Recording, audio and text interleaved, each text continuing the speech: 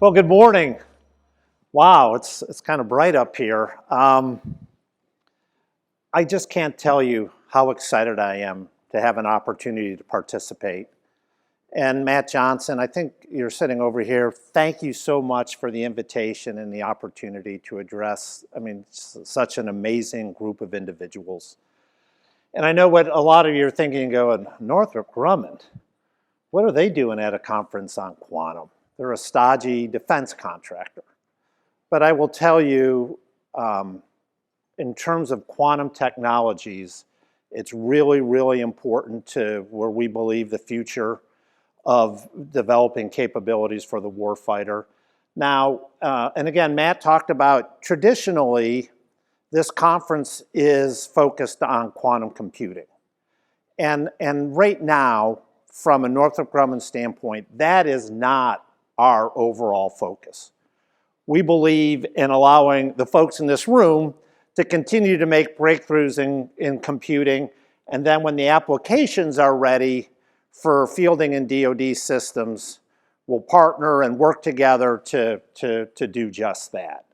Where our focus, and we're putting a decent amount of internal research money, is in quantum sensing, and that's kind of going to be the focus of my talk.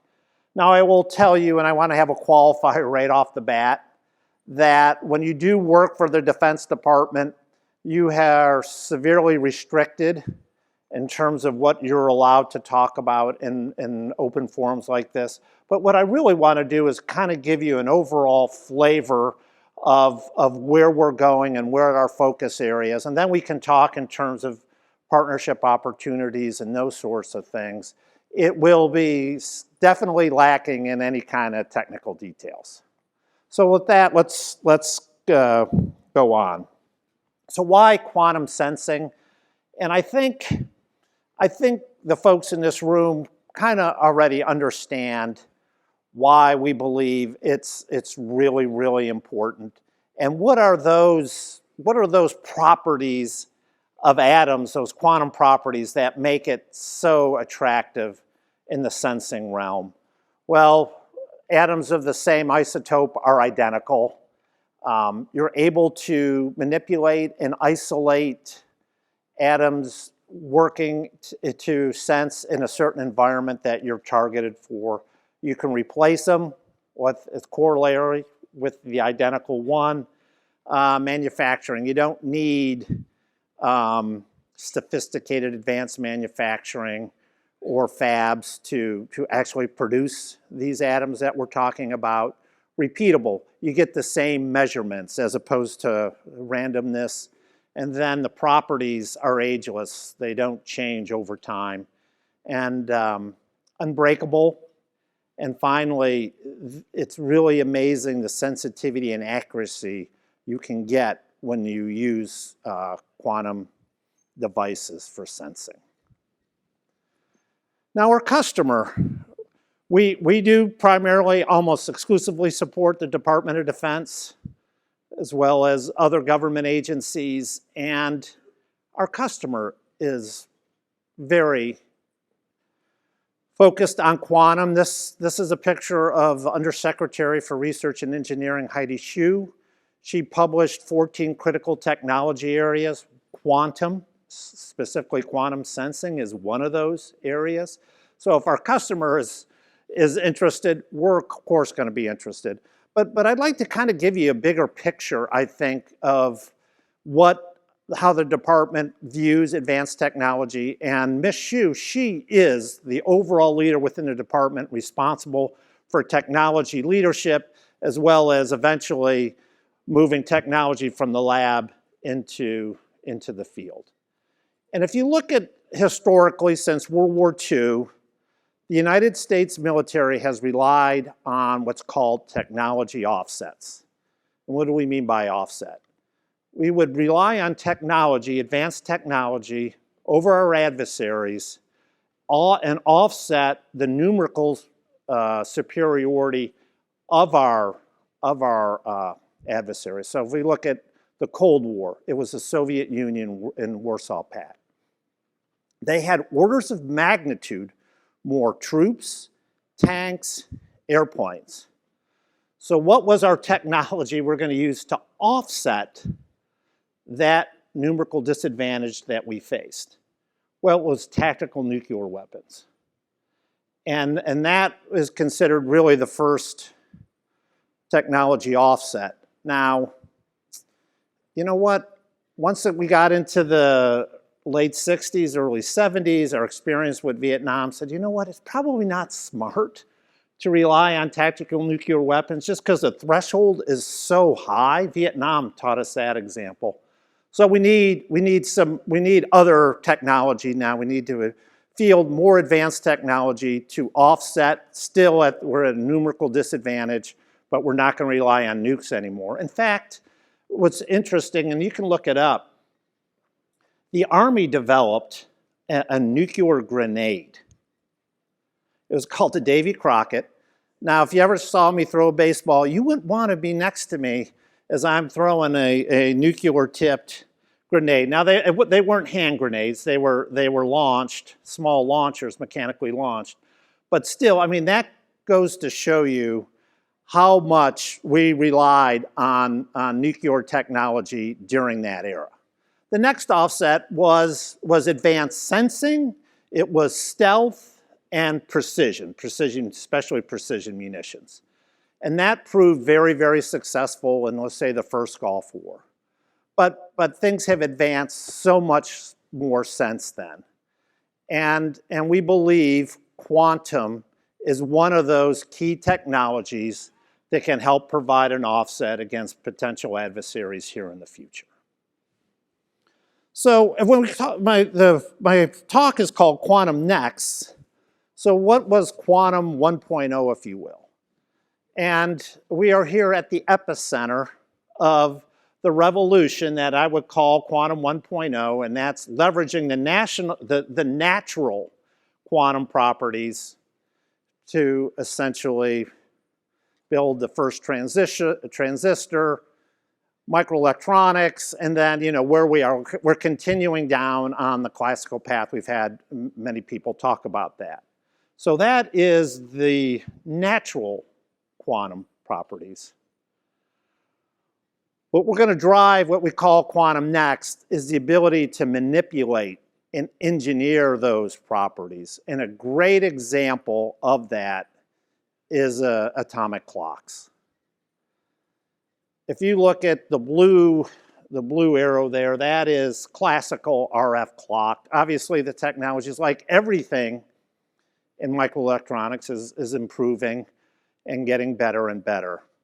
But if you want true technology breakthrough, true bending the curve, look at that red arrow. That's the result of being able to manipulate and engineer the quantum properties. The first breakthrough really is focused on the cooling and trapping of atoms.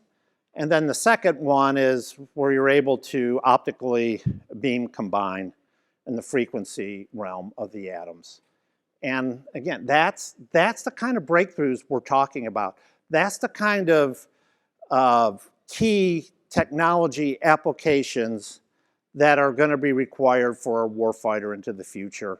And then, of course, I mean, all this has been demonstrated in the lab.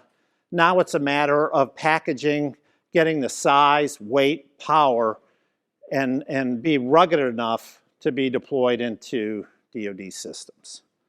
So that kind of gives you an overall view, or a great example on how we believe the power of quantum sensing can bring true revolutionary capability onto the battlefield. What are our focus areas then here at Northrop Grumman? Well, this kind of gives you an overall idea on the applications of where we're looking at doing this manipulation, doing this engineering of quantum states to give us a significant increase in capability. The first there is oscillators, and we've already talked about the clocks. Obviously,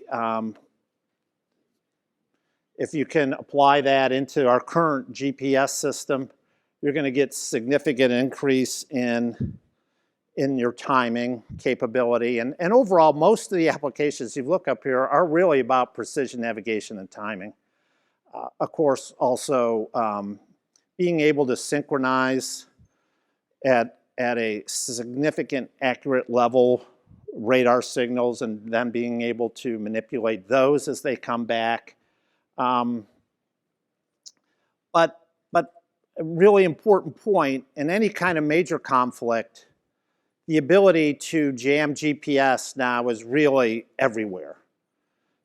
You know, maybe five years ago, sophisticated jammers would take a nation state level of investment and fielding capability. Now, although there is no more Radio Shack, but if there was, you can go to your corner Radio Shack type of store and buy the components and give you a pretty sophisticated jamming package that only 5, 6, 7 years ago you'd only see in major military operations. Another great example of the democratization of technology is UAVs. I mean, the ability now of anybody, quite frankly, to put explosives on a UAV and turn it into a cruise missile is just, again, a great example of being able to produce significant military capability using just off-the-shelf parts. So again, this is all about being able to counter those sorts of capabilities with true technology breakthroughs. The spectrum, being able to sense the spectrum across huge bandwidths is another area we think is a major breakthrough. And then GPS, or again, precision navigation and timing without GPS will really is something that's absolutely critical on the battlefield. And then finally, that last one under gyroscopes, at the bottom right picture, that's the James Webb Space Telescope. Now, I just want to be shameless. I'm going to give a shameless plug to Northrop Grumman. We actually built the James Webb Space Telescope, and we're unbelievably proud of its performance so far. But if you look at, again, to get this precision pointing and tracking in a satellite, it's right now, currently, it's very exquisite technology. It's very expensive. It's only really employed in highly sophisticated satellites. And as the rest of the trend within the DoD is towards disaggregation, that's taking systems now that have both the sensors and the weapons and the fusion on board and disaggregate it across multiple weapon systems within a battlefield. Space is a great example where you might have a space architecture of 5, 10 total satellites that are very expensive. Disaggregate that capability into hundreds of satellites. Starlink's a great commercial example. And to do that, though, the capabilities have to be affordable when you're having constellations of 150, 200, even 1,000 satellites. And we believe this quantum technology will allow our space products to have the exquisite performance without the super high expensive cost. And so with that, with the folks in this room, that's, again, just a real quick overview of how we're viewing our work and the priorities of our work in the quantum realm. And it's really the folks in this room, you all are the authors of what is going to be quantum next. And Northrop Grumman, we're excited to be part of it. And we want to be included in this ecosystem. And so I'd just say we're just really excited. And again, thank you for the opportunity to speak.